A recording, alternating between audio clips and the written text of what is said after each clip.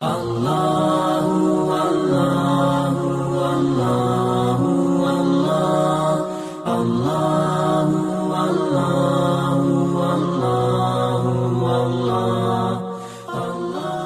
پاک علیہ الصلوۃ والسلام کے صحابہ کرام تفسیر کا وہ مصدر ہیں، تفسیر کا وہ ماخذ ہیں کہ اگر صحابہ کرام کو، آل بیت رسول صلی اللہ علیہ وسلم کو آپ تفسیر سے نکال کے قرآن مجید کا مطالعہ کرنا چاہیں تو نہ آپ قرآن مجید کا پورا متن حاصل کر سکتے ہیں، نہ اس کی پوری تفسیر حاصل کر سکتے ہیں۔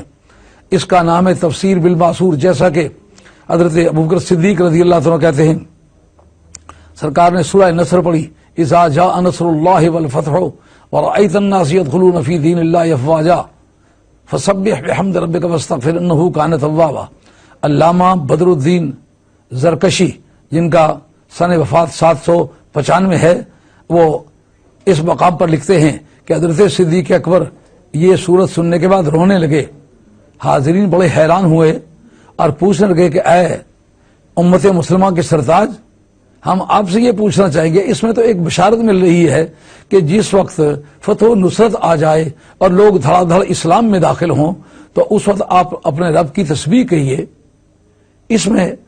تو کوئی ایسی غم والی بات نہیں۔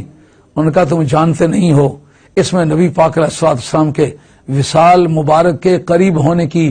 ایک اطلاع ہے جس کو میں سمجھا ہوں۔ اور اس پر تمام صحابہ کرام واقعی بڑے حیران ہوئے کہ اس کے کچھ عرصہ بعد نبی پاک علیہ الصلوۃ والسلام کا وصال پرملال ہوا، جس سے لوگوں نے یہ مانا کہ اے قرب نبوت میں ساری زندگی گزارنے والے، تیرے مزاج میں وہ امتیاز ہے جو کسی مجلس میں قریب ترین بیٹھنے والے کے قرب کی وجہ سے اسے امتیاز مل سکتا ہے۔ واقعی تو آج ہم ہمارے باقی معاملات کے علاوہ اس بات میں بھی سرتاج امت ہے کہ تو نے وہ بات سمجھ لی جو صحابہ کی بھری محفل میں کسی دوسرے نے نہ سمجھی۔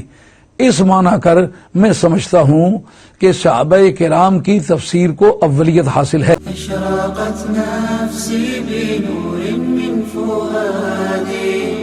حینما رددت یا رب العباد وانتشت روحی